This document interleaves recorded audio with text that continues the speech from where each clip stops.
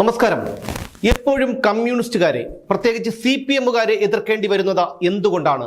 ഒരു സാധാരണ മനുഷ്യന്റെ സാമാന്യ ബുദ്ധിക്ക് നിരക്കുന്നതൊന്നുമല്ല അവർ ചെയ്യുന്നത്.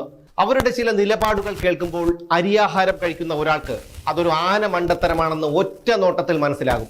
പക്ഷെ തങ്ങൾ പറയുന്നത് ആനമണ്ടത്തരമാണെന്ന് അവർക്ക് മനസ്സിലാകണമെങ്കിൽ കൊല്ലങ്ങൾ ഒരുപാട് കഴിയണം.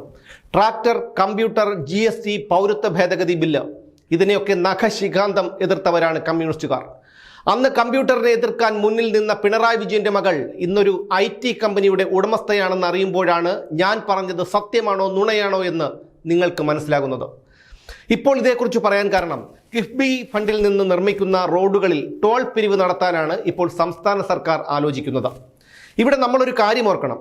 ടോൾ പിരിവിനെതിരെ സമരം ചെയ്തവരാണ് CPM-കാർ. ഒന്നാം പിണറായി സർക്കാർ അധികാരത്തിൽ വന്നപ്പോൾ തള്ളിയത് ടോൾ രഹിത റോഡുകളാണ് കേരളത്തിൽ ഇനി വരാൻ പോകുന്നത് എന്നായിരുന്നു. ഇപ്പോൾ തന്നെ ഇന്ധന സെസ്സും മോട്ടോർ വാഹന നികുതിയുടെ പകുതിയും കിഫ്ബിയിലേക്ക് പിടിക്കുന്നുണ്ട്. ഇതിനൊക്കെ പുറമെയാണ് ഇനി ടോൾ കൊള്ളയും കൂടി ഏർപ്പെടുത്താൻ ഒരുങ്ങുന്നത്. കിഫ്ബി ഒരു വെള്ളാനയാണെന്ന് അന്നത്തെ പ്രതിപക്ഷ നേതാവ് രമേശ് ചെന്നിത്തല പറഞ്ഞത് എത്രമാത്രം സത്യമാണെന്നുള്ളതിന് ഒരു ഉദാഹരണം കൂടിയാണിത്. കിഫ്ബിയുടെ പദ്ധതികളിൽ വ്യാപകമായ ക്രമക്കേടുകൾ ഉണ്ടായെന്നുള്ള വാർത്തകൾ പുറത്തു വന്നിരുന്നു. മാത്രമല്ല, ചട്ടവിരുദ്ധമായി കോടിക്കണക്കിന് രൂപയുടെ വായ്പകളും കിഫ്ബിയിലൂടെ എടുത്തിട്ടുണ്ട്. കിഫ്ബി പദ്ധതിയിലെ പല കരാറുകളും ദുരൂഹമാണ്. പാർട്ടി നേതാക്കളുടെയും ഭരിക്കുന്നവരുടെയും ഇഷ്ടക്കാർക്ക് കരാറുകൾ നൽകി, ക്രമവിരുദ്ധമായി മസാല ബോണ്ടുകൾ വിറ്റു, കൂടിയ പലിശയ്ക്ക് കടമെടുത്ത് കുറഞ്ഞ പലിശയ്ക്ക് നിക്ഷേപിച്ചു. ഇതൊക്കെ കടുത്ത സാമ്പത്തിക ബാധ്യതയ്ക്കിടയാക്കി. ഇതോടെയാണ് ജനങ്ങളെ പിഴിയാൻ സർക്കാർ തീരുമാനിച്ചത്. നിങ്ങളൊന്ന് ഓർത്തു നോക്കൂ. സാമൂഹ്യക്ഷേമ പെൻഷൻ കൊടുക്കാനാണെന്ന് പറഞ്ഞാണ് ഇന്ധന സെസ് ഏർപ്പെടുത്തിയത്. എന്നിട്ടിപ്പോൾ 7 മാസത്തെ പെൻഷൻ കുടിശ്ശികയാണ്. എല്ലാ സർക്കാർ സേവനങ്ങൾക്കും നിരക്ക് കൂട്ടി. ഒരു ബാങ്കിൽ സ്വർണം പണയം വെക്കണമെങ്കിൽ 200 രൂപയുടെ സ്റ്റാമ്പ് വാങ്ങണം. ഇത് സർക്കാരിനുള്ളതാണ്. പിണറായി സർക്കാർ കൊണ്ടുവന്ന പരിഷ്കാരമാണ്. റോഡരികിൽ പാർക്ക് ചെയ്യുന്ന വാഹനങ്ങളിൽ നിന്ന് പോലും പിഴ ഈടാക്കുന്നു.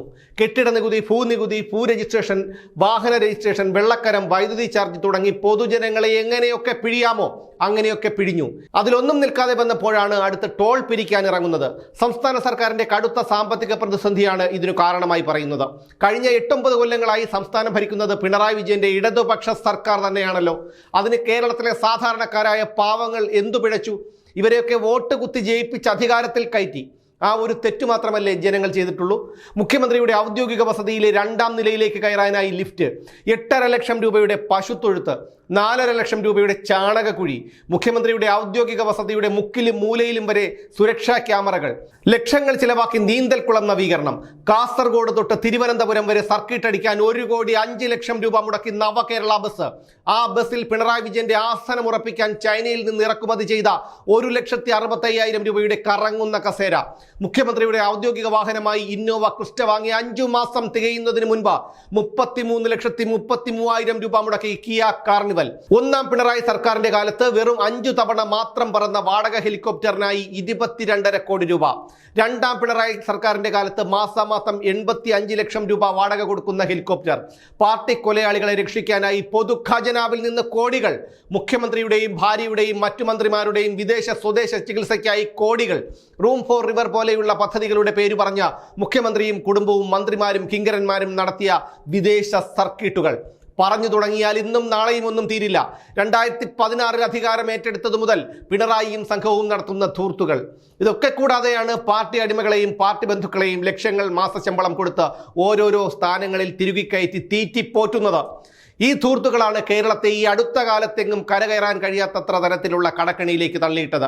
പശ്ചിമ ബംഗാളിലും ആസാമിലും മണിപ്പൂരിലും ബീഹാറിലും ഒക്കെ നിന്നുള്ള തൊഴിലാളികൾ കേരളത്തിലെ സർവ്വ തൊഴിൽ മേഖലകളും കൈയടക്കുമ്പോൾ മണ്ടന്മാരും മടിയന്മാരും രാഷ്ട്രീയ അടിമകളുമായ പ്രബുദ്ധ മലയാളികൾ കുടിച്ചും പെടുത്തും കഞ്ചാവടിച്ചും കിറുങ്ങി നടക്കുന്നു. എങ്ങോട്ടാണ് ഈ നാടിന്റെ പോക്ക്? ചിന്തിച്ചാൽ ഒരു അന്തവുമില്ല. എങ്ങനെയൊക്കെ ജനങ്ങളിൽ നിന്ന് പിടിച്ചു പറിക്കാമോ അങ്ങനെയൊക്കെ പിടിച്ചു പറിച്ചു. ഇനിയും ഈ കമ്മ്യൂണിസ്റ്റ് മുതലാളിമാരുടെ ധൂർത്ത് നമ്മൾ വഹിക്കണോ? ഈ കമ്മ്യൂണിസ്റ്റ് മാടമ്പിമാരുടെ കുടുംബത്തെ വരെ നമ്മൾ ചുമക്കണോ?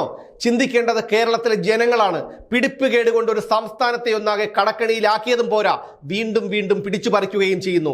ജനങ്ങളുടെ നികുതി പണമെടുത്ത് തീറ്റിപ്പോറ്റുന്ന വെള്ളാനുകളെ പടിയടച്ച് പിണ്ടം വെക്കട്ടെ. വാടകയ്ക്കെടുത്ത് വെറുതെ ഇട്ടിരിക്കുന്ന ഹെലികോപ്റ്റർ മടക്കി കൊടുക്കട്ടെ. അങ്ങനെ പാഴ്ചെലവുകൾ ചുരുക്കുകയാണ് ചെയ്യേണ്ടത്. അല്ലാതെ ജനങ്ങളെ പിന്നെയും പിടിയുകയല്ല. ഒന്നും കിട്ടാതെ വരുമ്പോൾ ഞാൻ പലപ്പോഴും പറയാറുള്ളത് പോലെ അടിവസ്ത്രത്തെയും ഇവന്മാർ ആഡംബര വസ്തുവായി പ്രഖ്യാപിച്ച് ആഡംബര നികുതി ചുമത്തും.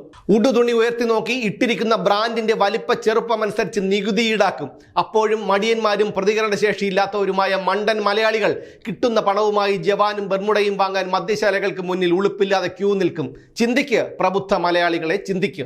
നമ്മൾ അന്തി ഉറങ്ങുന്നത് AKG സെന്ററിന്റെയോ പാർട്ടി ഓഫീസുകളുടെയോ വരാന്തകളിലല്ലെന്ന് തിരിച്ചറിയണം.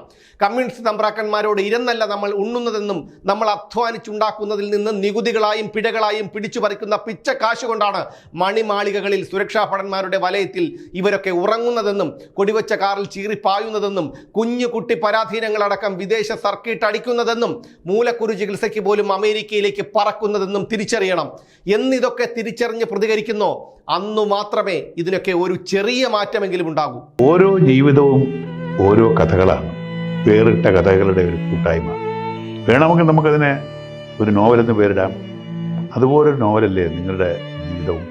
എന്താ, ശരിയല്ലേ? നിങ്ങളുടെ അനുഭവങ്ങൾ, കഥകൾ എന്തുമായിക്കൊള്ളട്ടെ, അത് കേൾക്കാൻ DNA ന്യൂസിലൂടെ ഞാൻ എത്തുന്നു. കഥ പോലൊരു ജീവിതം, അതിനായി ഞാൻ നിങ്ങൾക്ക് വേണ്ടി കാത്തിരിക്കുന്നു. നമുക്ക് ഒന്നിച്ച് കാണാം, കുറേ കാര്യങ്ങൾ സംസാരിക്കാം, വേദനകൾ പങ്കിടാം. നിങ്ങളുടെ വിഷയങ്ങൾ, അനുഭവങ്ങൾ അത് ഞങ്ങളെ അറിയിക്കേണ്ട വിലാസം താഴെ കൊടുക്കുന്നു.